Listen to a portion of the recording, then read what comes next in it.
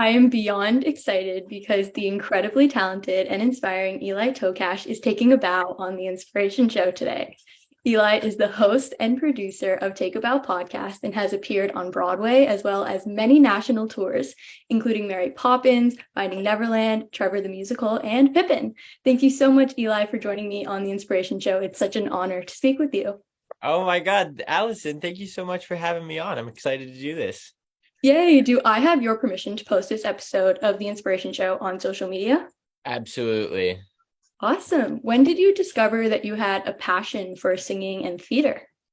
So it started at a pretty young age. It started when I was about 6 years old. And I saw my sister in her first ever play out in Pittsburgh. We used to live near Pittsburgh, Pennsylvania. She was doing the Chitty Chitty Bang Bang at the Pittsburgh CLO. Chitty Chitty Bang Bang at the time was on tour, and they were hiring local orphans in every city that they were going to. And we knew nothing about theater and musical theater or what it was. It was a whole new world for me. And my brother and I, we played hockey, and we were on a traveling ice hockey team and everything like that. So we were coming back from a tournament up in Buffalo, New York. And we just made it to her opening night on time in our stinky hockey, clothes and all that. And we were sitting front row and to support my sister. And at the intermission, I turned to my mom and I was like, I want to do this. And that's kind of how it started, because my mom, we all talked to people in the show that Chitty Chitty Bang Bang, and they were like, how do we get involved, like especially like around here, obviously, like we're not going to move or whatever. And they gave us some tips. They told us to get enrolled at the CLO. So we did like a summer camp there. And then this summer camp from the CLO was like audition for our shows. So I did a Christmas Carol at the Byam Center for 3 years. Then I was doing like Oliver and stuff at the CLO with the Benedum and stuff like that. So, it was just one thing led to another. And then the people that I worked with, people were coming to the show and they were seeing me and they were like, oh, you should come to New York and all of that. But it was really the music director, Bruce Barnes, in A Christmas Carol, who was like, you should just come to New York. So we stayed at his apartment for 2 nights in a snowstorm. And it was literally this time of year. It was 2 days before Christmas. We had no idea. It was the December 23rd, and we were just like, okay, like we'll just stop around. He had a list of casting agents and stuff like that, or not casting agents, but talent agents, so that they could like represent me. And we just were dropping off my resume and headshot, and I had done like a short film, so I had that with me too. And I would just slide them under the door if they weren't answering, and most weren't because it was the holiday, so they were off. But there was one place that was, and it was Clear Talent Group. That was my first agent ever. I walked in and they said, who do you have an appointment with? And I said, I don't have an appointment. I'm just here. It's so nice to meet you. And they were like, oh, that's not how this works. It worked out, and they were like, okay, wait 1 sec. It's like the holidays. We're not that busy. Let me go talk to Paula Poeta was her name. And we talked, and she made me do like a monologue. She made me sing in front of her.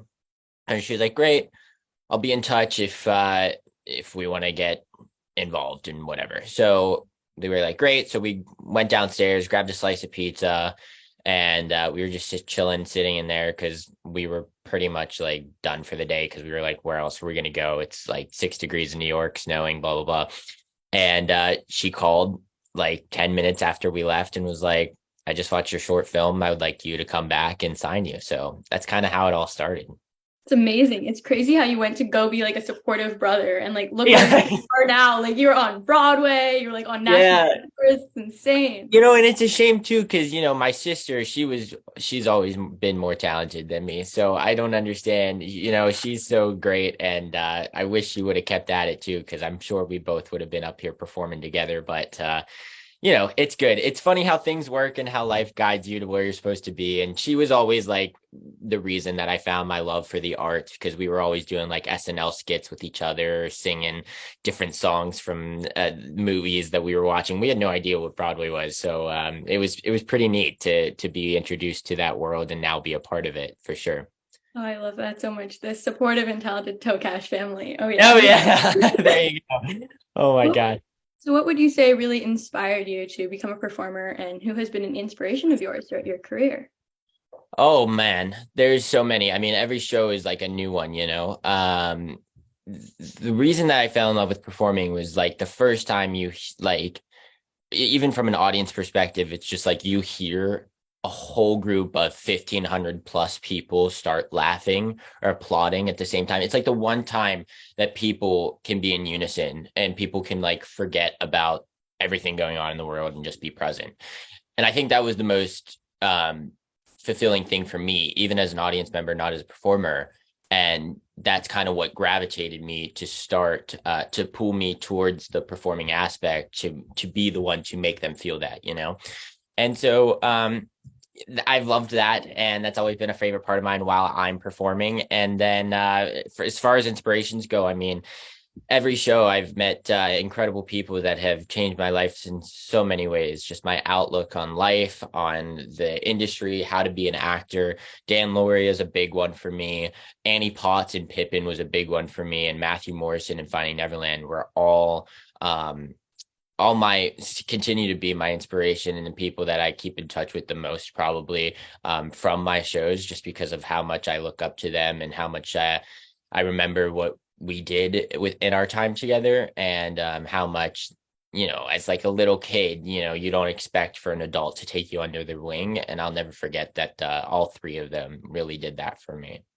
It's the greatest feeling in the world when you have an actor that you look up to and they really help you pave the way and they inspire you to always go above and beyond to take those choices. Because sometimes as an actor, it's so hard to make those choices. But when they give you the freedom to be creative, it's the best feeling.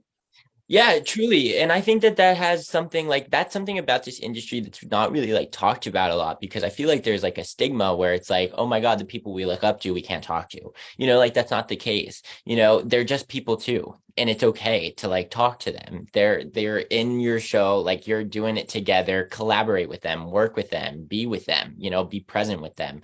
And I think that at the time, because I didn't understand this industry or like get like, oh, this Dan Lauria is famous, but I did see him on my television. Like I never had that like, oh my God, he's famous. Or Matthew Morrison, Mr. Schuster. Like I never had that like, you know, look on it. And I think that helped me as an actor, because it was just like, oh, I could just, he's a person, you know, like, and he's playing like my dad figure. So let me get to know him and let me form that connection so it can portray that way on the stage and all that. So I think that, you know, being raw and being present with the other actors in the room is really, really important. To have that off-stage relationship or off-camera relationship, I think it brings the best relationship on screen or on the stage because you're not acting. No doubt about it, for sure. You're just having fun. Yep, it's the best. I love it. Yeah. So you portrayed the role of Michael Banks in the national tour of Mary Poppins. Can you share with us what your favorite part and most challenging part was about portraying Michael? Oh yeah. So I'm not a dancer. You So are a juggler, though. You are. I am a juggler. Well, okay, but I wasn't. And that was never a part of Pippin. But it was something I was so interested in learning about the circus world that you know, those people all took me under their wing, and I was learning all kind of stuff that we then incorporated into the show.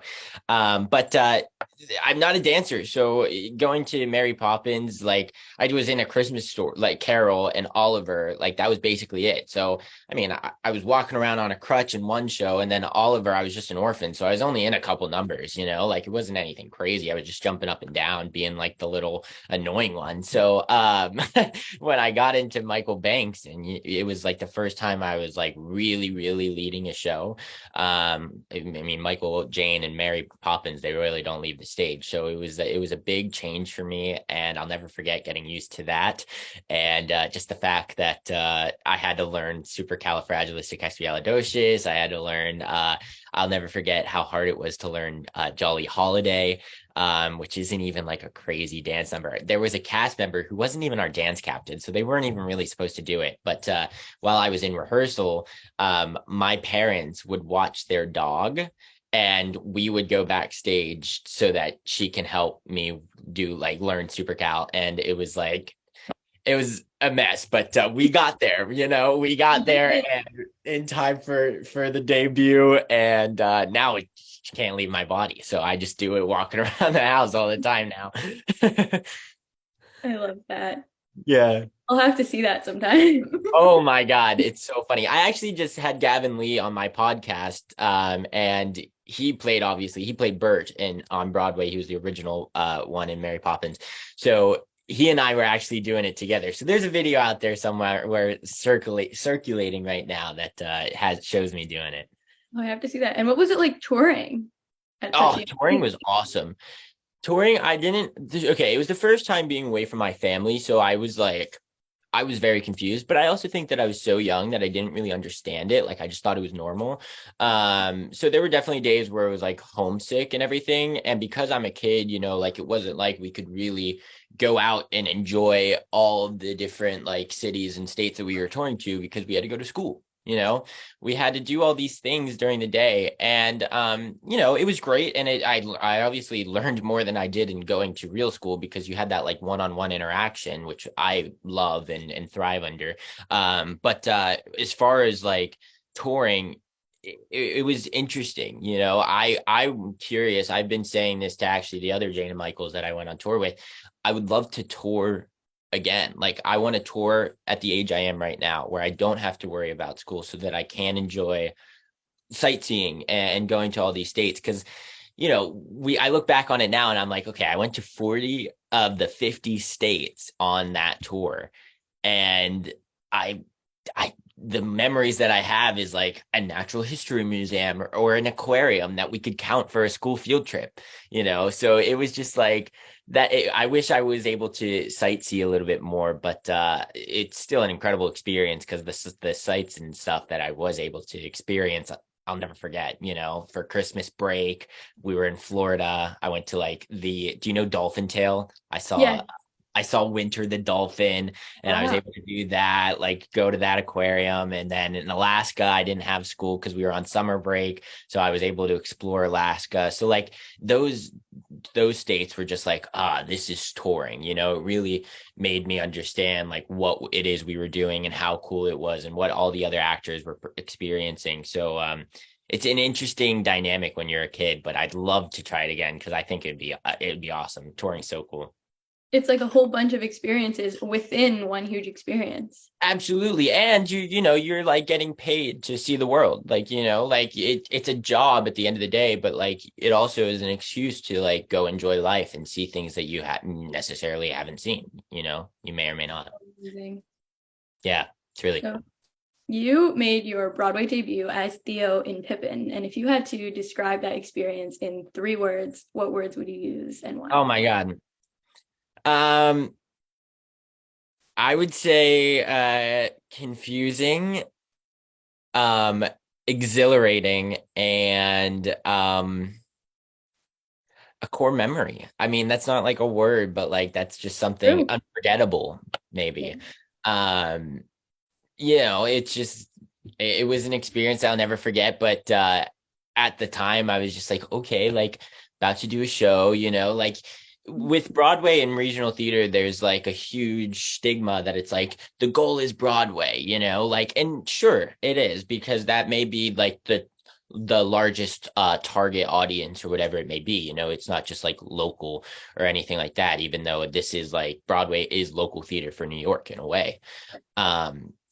Because regional theaters, when I was on tour, I was touring to audiences bigger than the Broadway theaters. The Broadway theaters aren't that big. And so it's interesting. I didn't really understand what it was to have a Broadway debut or anything like that. So that's why I say confusing. But it's obviously something with the people that around me were just so excited for me, and the other people in the cast making their debut, and just the audience, the first New York audience that I've ever been in front of, like all of that stuff. It's so hard to forget, and it's something that you keep with that stays with you forever. So yeah, for sure, it was a pretty cool experience. And you could say it's a core memory because you basically like grew up at the music box. Yeah, yeah, truly. I love all of them so much. I still go to the music box. Like when Dear Evan Hansen was going, I would go to the music box and I'd say hi to like all the house managers and the ushers and stuff like that because, like during this in between shows, they don't really leave either. They just grow out, grab food and everything. And they had the football games on and stuff like that. So it was like having a little piece of home. Like I was watching it with my dad, even though I couldn't really like do it, or like my brother or something. And those would be the guys that do it. So I was chilling with them a lot, but that whole cast and everyone involved in that show was just really cool, and the music box is awesome. So it's funny to look back on it and see like the experiences that I had with it. The music box is so special to me too because Dear Evan Hansen was how I found my love for theater. And Oh, I saw I the love. show here in Toronto when I was 11. Wow. And when I went to New York for the first time this summer, and at the age of 14, and just getting to see the music box, I was just walking and I just stopped. My mom's like, "Are you okay?" I just stopped. It was Yeah. so special to see that in person because even though I haven't made my Broadway debut yet, or if I will, just Oh, manifesting, you. but Oh my God. but I can't sing, but it's okay. And then You got this. getting to just like see it, and like it was so full circle because I go to school for acting. I was in so many Yeah. arts programs, and it was just so amazing to see it there. And it was just such a surreal story and such a crazy place where so many dreams come true. Yeah, the music box is a special place, It's like you and you, I'm sure you understand the feeling after having that, experience with it and seeing Evan Hansen. Like every time you walk past, it's just not the same now, It's just like that's the place. Like that's where it all started. The love for it all and what's kept me here in New York. It's so special because I know you said in your TikTok that when you booked Pippin, you were only going to stay in New York for what, like 5 months, I think you said, and like you're living there now, right? Yeah, so the way like contracts work and stuff, it's either like 6 months to a year, and with kids, it's very it's most popular to do a 6 month contract, which is the shortest length, and because you grow and you grow out of roles, and you can't be taller than your parent, or you can't Right. be you don't want to like your voice changes or whatever it may be. So things that happen that you don't have control over. So we were just like, okay, we're gonna move for 6 months, and then it turned into here we are, like 9 years later, 8 years later, still here, and it things kept me in the city, and I'm forever grateful for sure. Wow, I have this new profound love for New York. Like I love it so Yeah. much. I'm always begging my parents, when can we go back? When can we go back? It's so funny because people that like, because now that like I live here, it's so funny that like people are like, there's no way you live here. Like you feel like a tourist, but you know where everything is and all of the things.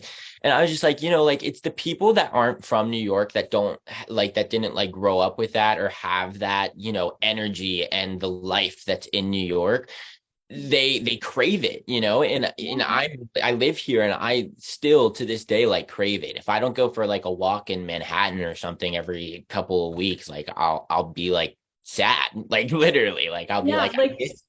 it's the silliest thing for me. Like to go for a walk in Central Park for the first time, I was like, oh my God. And I just see people walking their dogs like it's an everyday thing. And for me, Yeah. it's like, oh my God.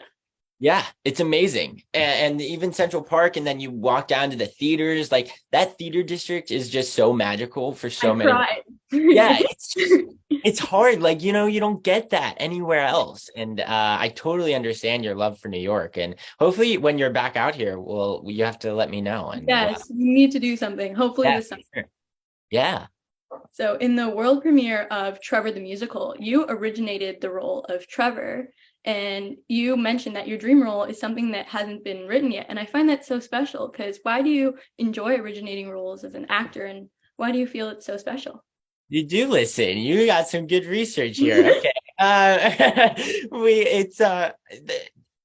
It's hard because in Pippin and Finding Neverland for that matter, I mean, Pippin, I joined at the tail end of the run. I was in the show for 10 months, but I was the closing cast. And so there have been all these kids that did it before me, and there were things in it that's just like, like that's not me. That's not who I am as an actor, but I was being taught to do it this way. And because I'm used to like the regional theater, like it's kind of choreographed and staged for you because you're only doing it for a week or 2 weeks, even though there's been all these productions everywhere else, you're the only one doing this production. And getting to Broadway, that was interesting to learn. But then forming this relationship with Diane Paulus, the director of both Pippin and Finding Neverland, and forming the relationship with the cast and the stage management and everything, they began to give me a little leeway, and they allowed me to learn new things that I could incorporate into my character. Like I learned how to juggle, as I said, and then they allowed me to do that on stage. I was doing hand-to-hand combat, so I was standing on one of the acrobat's hands in Pippin, which, like, even though I did 4 shows a week, it would only happen in those 4 shows. It wouldn't happen in any of the other shows. So they really started to give me artistic leeway, and that kind of fueled my directing and creative side of the industry, that side of my brain.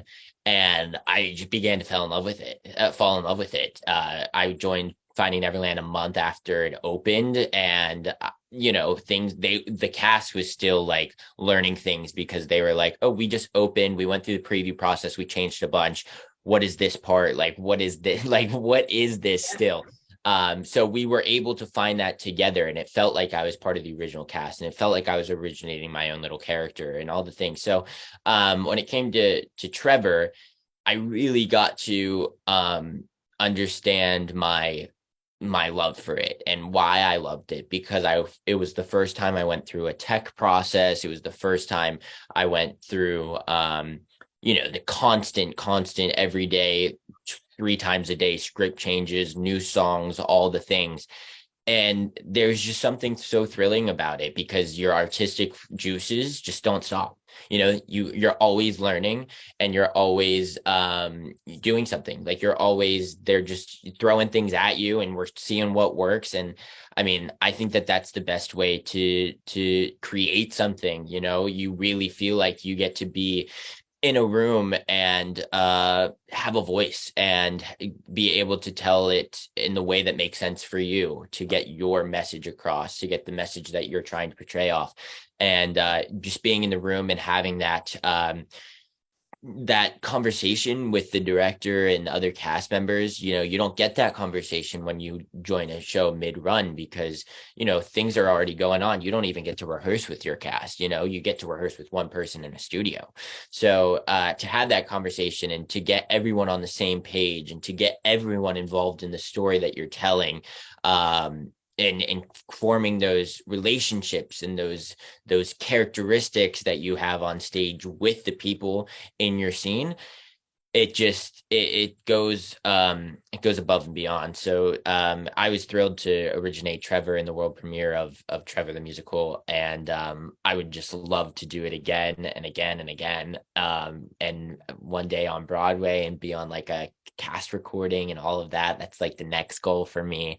Yeah. I'll be in the front row cheering you on.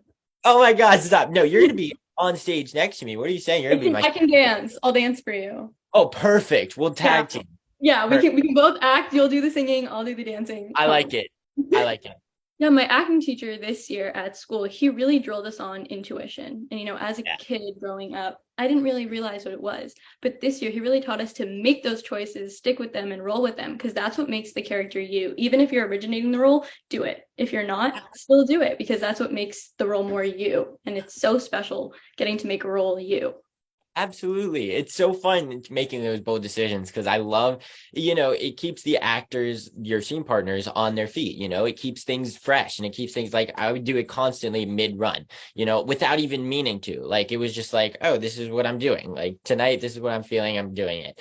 And it was hard for me to learn because of Mary Poppins. It wasn't really ideal. But when I got here and I got to Broadway and Pippin and all that, they really started to work with me and like allow me to be myself. And I think it was good to have that kind of experience going into Trevor, because I would have been really shy otherwise. And Trevor is not a role that you need to be shy about, It's it's a pretty out there role that you really need to, there's a lot that you need to do. And Trevor himself is a bold person, a bold character.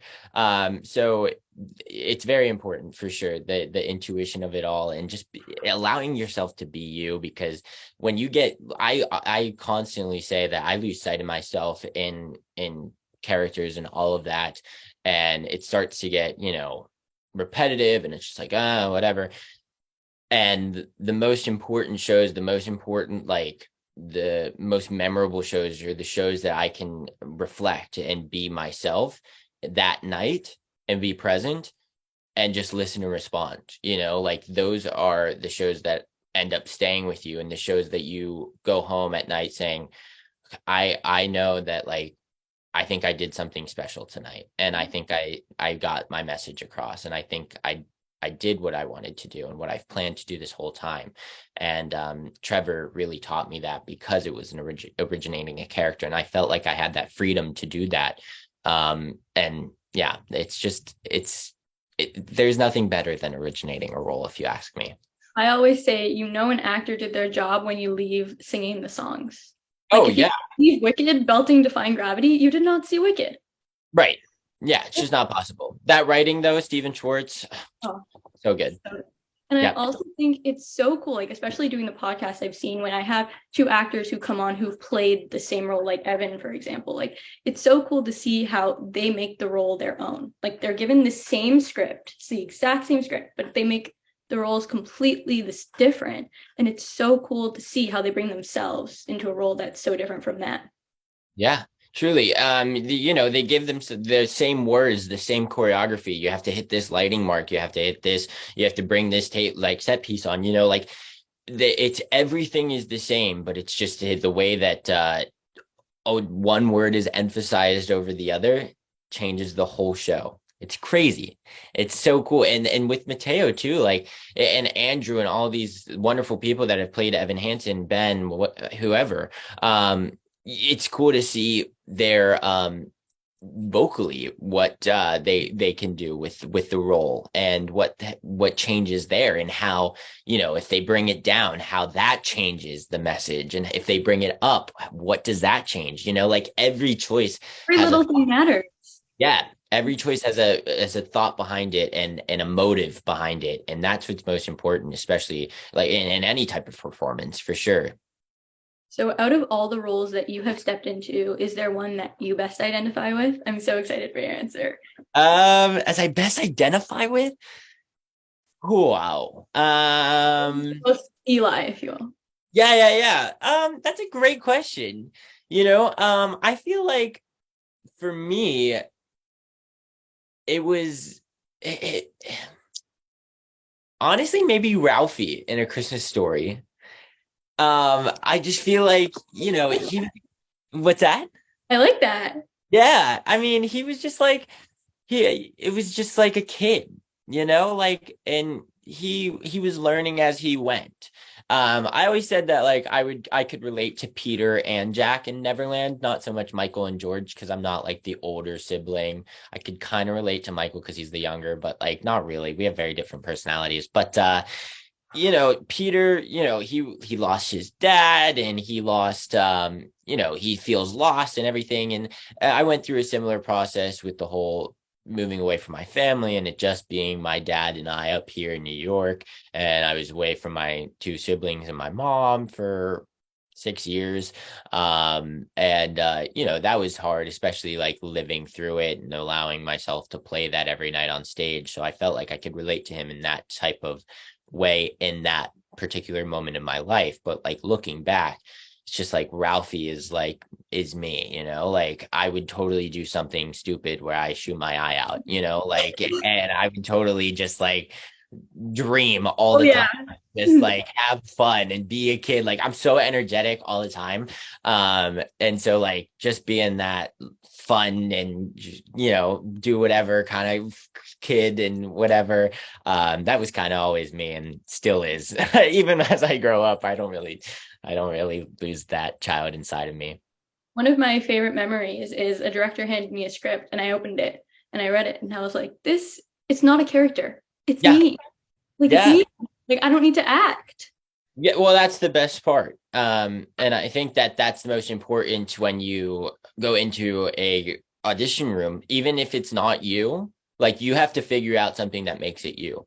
And you have to audition yourself. You're not auditioning a character.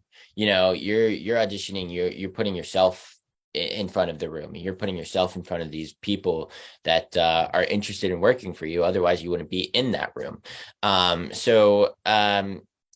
Finding things and if you do like beats and you do actions and stuff like that, the motivation behind every choice that's happening, someone's mom can die or something like that, but I wouldn't know how that feels like. My mother hasn't died yet, like Finding Neverland, for instance. But I've dealt with loss before as Eli. I've lost grandparents, I've lost pets, I've lost all kind of things, and I remember that feeling. Like it wasn't easy. And relating that and remembering and figuring out how you, Allison, or me, Eli, would feel, that's what I'm going to bring into the room. And that's the story that I'm going to share, because that's the thing that I can relate most to, that can get the story across clearly. So it's totally bringing yourself to you and finding what relatable things have happened in your life, that you can bring to a character, because you're not that character. You aren't like, that's just not how it is, but you can find something that will make you that character, or that character becomes you. Like, my dream role is Zoe Murphy, and I got to play her once doing a monologue at school. And like, I have Yes. nothing in common with her because I have the best brother in the world and he is Yeah. still alive. So, Yep. how do we connect that? But digging into that sadness and those experiences that you have had and to bring that into the character, it's hard, it's challenging, but it's so rewarding when it's done. Absolutely. It's our job. It's our job to pretend and to relate and to find things to tell the story, and to you did it exactly what you were supposed to do, and I'm sure it was amazing. Thank you. So, Yeah. alongside from you being incredibly talented in front of the curtain, you've creatively taken us behind the curtain through your incredible podcast, Take a Bow. And your podcast conveys the message of being a child in the industry while providing advice and highlighting each guest's unique stories and experiences. So, how did your podcast come about?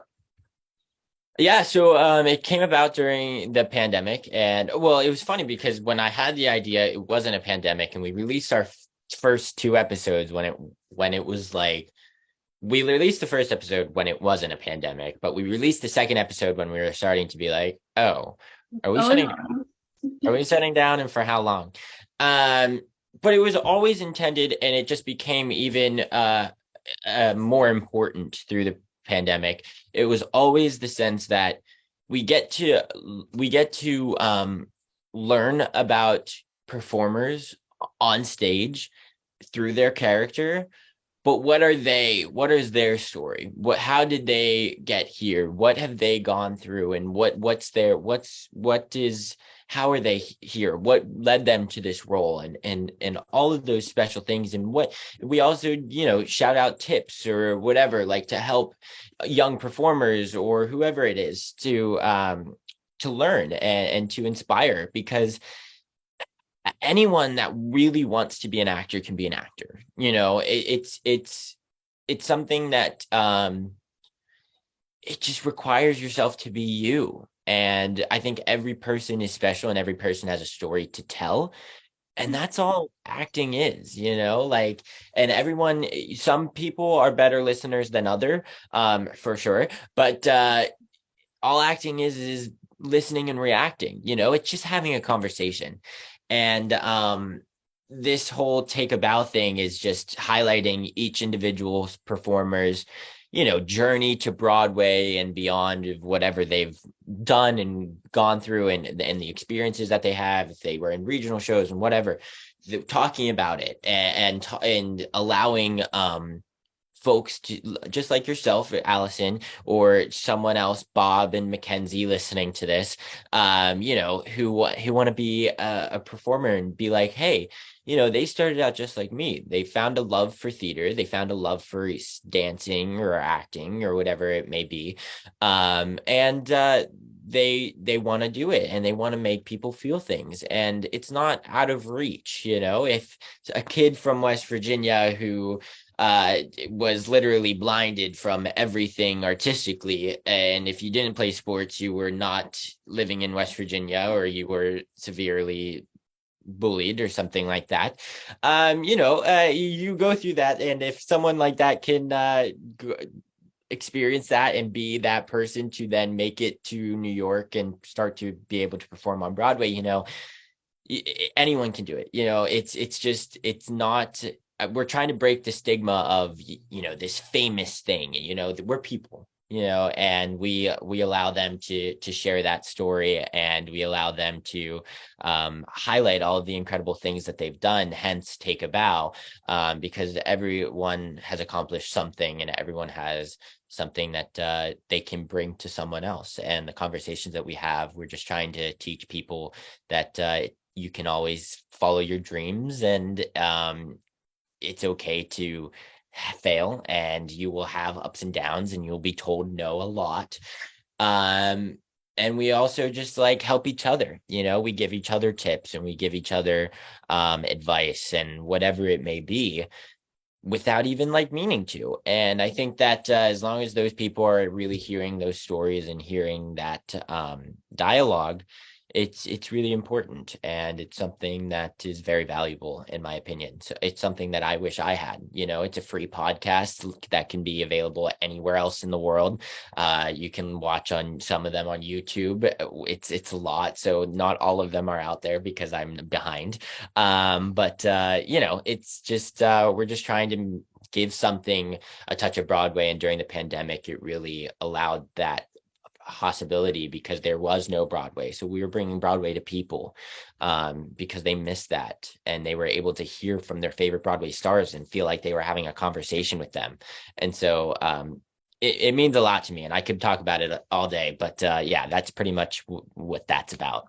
I think one of the greatest lessons that both you and your show has taught me is that when you go see a show, it could be on Broadway, off Broadway, whatever, and the actors take a bow at the end for curtain call, you don't know what's behind that bow, like the training, the hard work, what other roles to bring them where they are today, to take that bow that you're seeing in the moment and to learn those stories. It's just amazing.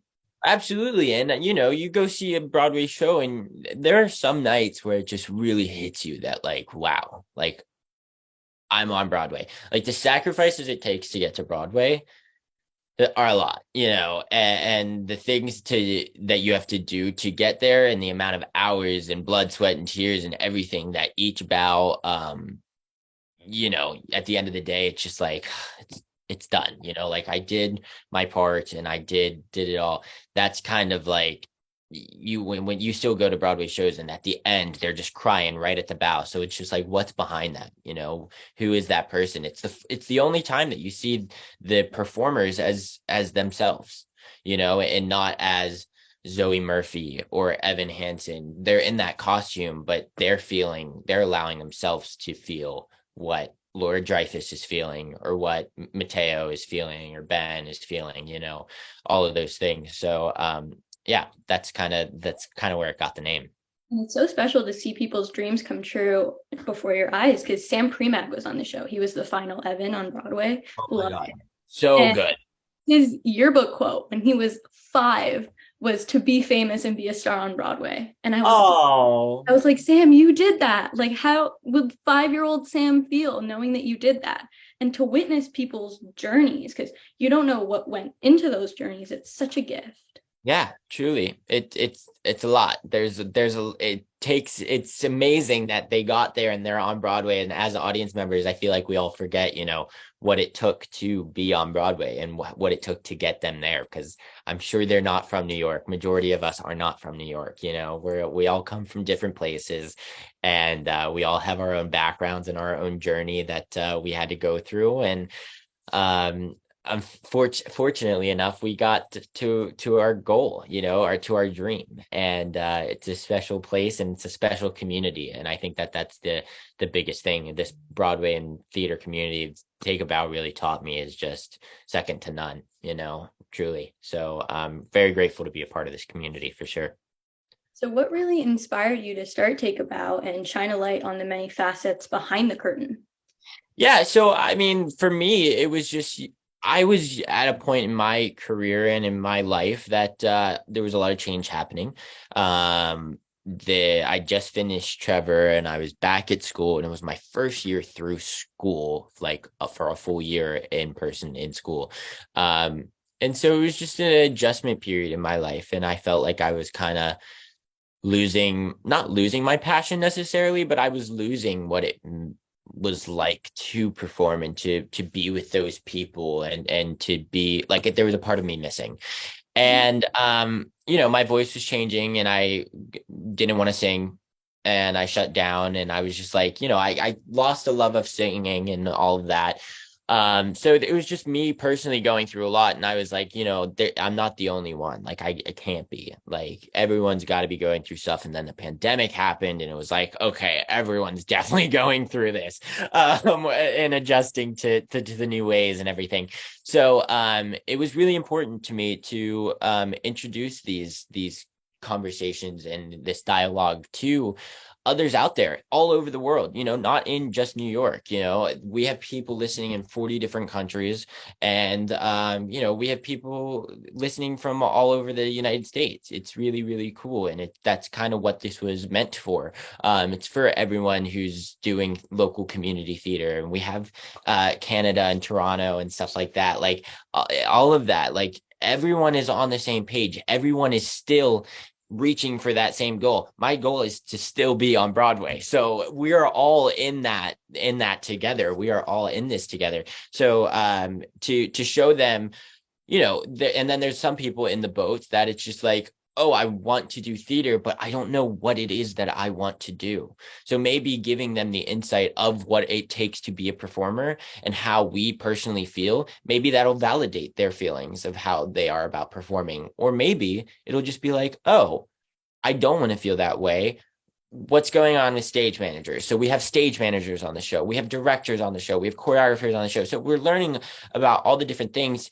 And frankly, the creative teams, they don't really get out there that much. Like they're not really in the spotlight. And so to have the conversation with them, I feel like is most valuable. And we have casting directors. So like we're talking to the people that are going to hire us potentially one day, and to get the insight on what they look for from performers or the message that they're trying to tell. Okay, well then maybe it's just more research, basically, and it's another source of, it's another source of research, I guess, and education that wasn't there, and I feel like that there needed to be, because I didn't know where to turn to, and I know that other people felt the same. It's easy to feel lost in this industry. So just to create that dialogue and to have those conversations and to humanize the conversation, and just know that everyone's in the same boat. We're all just trying to have fun and to tell a story and to make people feel something and allow ourselves to be creative. It's just like me and you, like Broadway is Broadway and it's this glamorous thing for sure. But if you and I just started to write a show and figure out how to stage things and read it back and forth as if we're performing, I mean, it's that exact same process, you know? So to be able to have that conversation and to do what people are, to allow people to relate to Broadway people and Broadway performers, I think is something that's really special and something that just didn't exist. And I wanted to bring that to people. And I think to shine the light on people's journeys is so important because I know some people don't realize that famous people are human. And I know that sounds so weird, but like Yeah, some people are like, oh, you're like born famous, or like, here's the golden ticket to fame. Like, right. that's not what it's like. You have a whole journey to get Yeah, there, to for sure. people that got there, if you will. It's just so Yeah, important to get that advice. it is. It really is. And that's kind of the other reason where Take a Bow came into place, because it was just like, I want you, Allison, to take a bow. I don't want you, Allison, to take a bow as Zoe Murphy.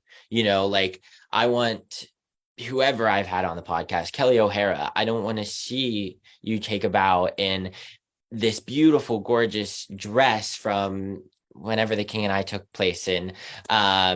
I want to see you as you, and I want to hear you as you, and I want to hear your stories, like I want to hear from you, and I want to be able to applaud you for what you do. And I want you to take a bow in that light.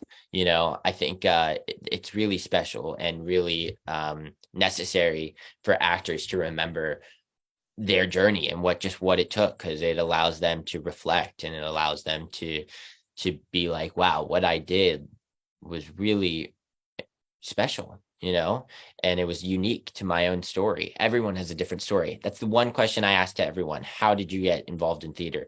And every story is different. Yeah, yeah. Go Because for it. Julie Benko was on the show and she plays Fanny, and to see her act and perform as Fanny and like another person that exists is incredible. But when you get to see her and hear her speak and to hear her journey as Julie, it's so special because all you really get to see is Fanny. Yeah. Yeah. No, Julie Benko is phenomenal. Yeah. She's just so freaking good. That's awesome to hear that. I'll have to check out that episode. Yeah. So do you feel that Take a Bow has taught you any life lessons or lessons about the industry that you were not aware of and now carry with you? Yeah, for sure. I think that a lot of it is it broke the stereotypes that I put in my head in a lot of senses, because it's so easy, especially if you go to like a theater school or something, which I did here in New York when I moved. But it's easy to compare yourself to others, and it's easy to say, oh no, I don't sing, so I'm not gonna sing. Like I went through that, and I mean, there are days where I still go through that. What am I saying? But it's true. Like ever since my voice changed, I've been very scared to sing and sing in front of people. So just recently I had Patrick Page on the podcast, and he was like, I went through that too. Like I had a high voice, my voice changed, it got really, really low. And it wasn't until like everyone tried to build me back up, but it wasn't until I said, wait, this is my voice. Like this is me, Patrick Page. So why don't I offer myself and my talents? Why do I have to try to be Ben Platt when my name is Patrick Page? So hearing things like that is something that I've learned, and something that I continue to learn, because there is so much pressure that you put out on yourself. It's interesting because this industry is like, we are the products, but we're also the marketers because we need to sell ourselves. So we have to compare, and we have to find things that make us unique. Well, what if we're not unique? Like then all these questions come into play, and it's just like, no, like just like throw it all out, be yourself. Whatever you can do, you can do. As long as you're walking into a room and you can be yourself and you can give the highest amount that you can give that day, that's all you can do. And that's the biggest thing I learned from doing this, because I constantly put pressure on myself, and I always say I need to give 110% every day. It's just not, that's not human. Like that's just not the case. And allowing myself to understand and accept that, I was not possible until I started this. But that's one of the many lessons for sure. I've gotten many audition tips and self-tape tips from casting directors themselves, listening to them, which has helped me tremendously as of late. Yeah, I mean, every conversation that I have, I learned something new. I'm not even like trying to say that just to make it sound good, but it's just truly how I feel.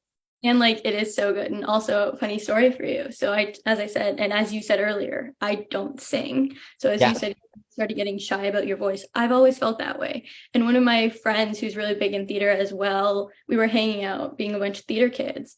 And she threw on the karaoke to Only Us. And she was like, I'm letting you live out your Zoe dreams. And I was like, Yes. okay, let's do this. So I started singing and I get to one part and I hit the note. I don't sing. And like I No hit the better note. feeling. No And better feeling.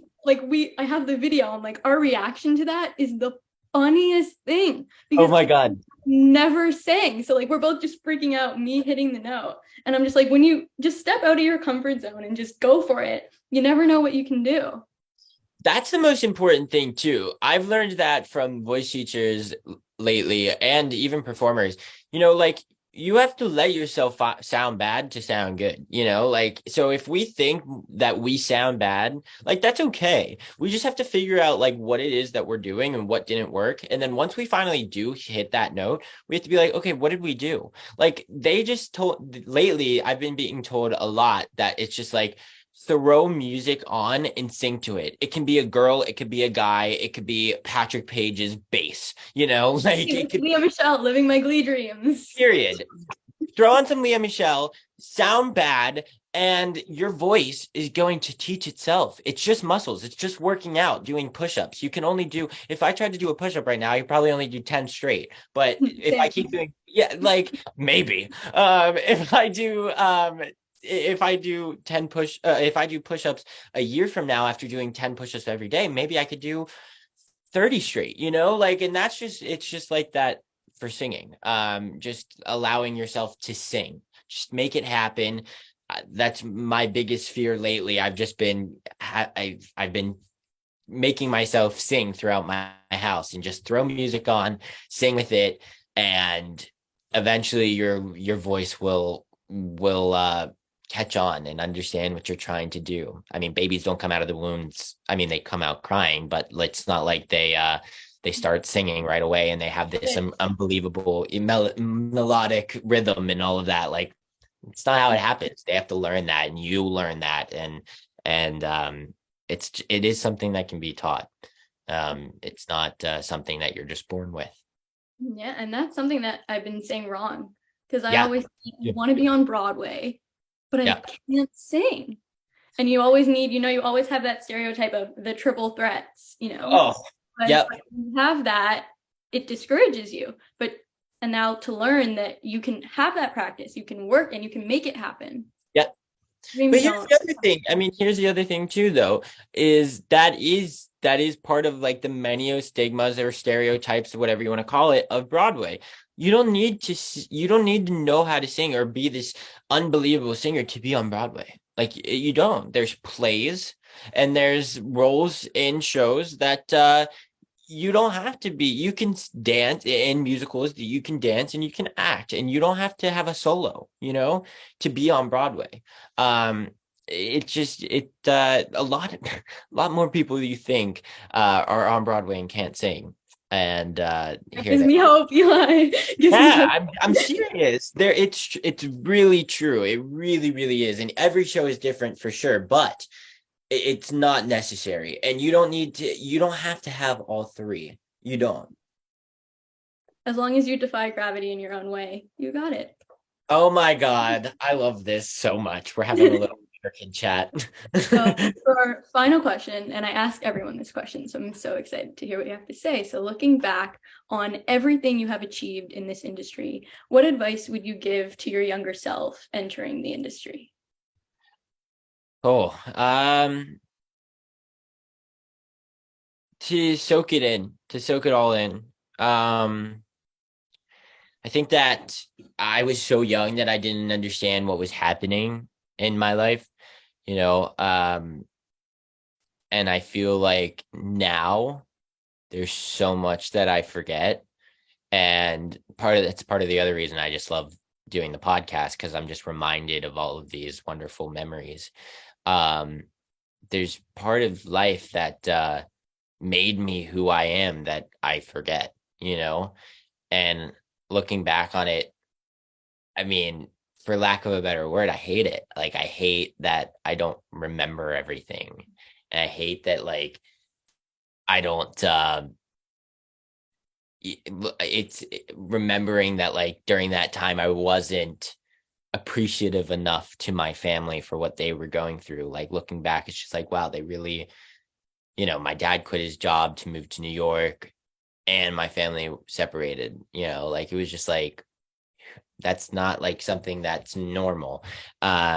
I wish I could go back and soak all of those memories in and take every word that I was certainly a sponge, but I think for each individual production or project that I was doing, I feel like I would just throw it, start new, and I wish I would held on to some of those things. So that's definitely one, and then just to be more appreciative to the people around me. As far as my family, like just to tell them thank you more, to tell them I love you a little bit more. Um, and yeah, that's probably the major things. I love that. Eli, Yeah, thank you so much for joining me on the Inspiration Show. It was such an honor and an unforgettable experience to speak with you. I will cherish this conversation forever, and I'm just so positively impacted by you. So thank you so much for inspiring me.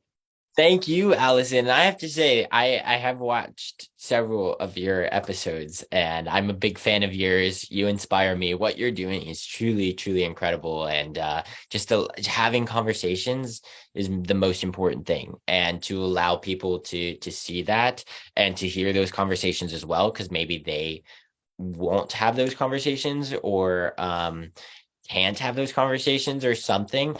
It's so important that these are happening, and what you're doing is inspiring so many. So I thank you, and you inspire me as well. So it was so nice to be here today and talk to you. Thank you for asking me to do this. Thank you for everything.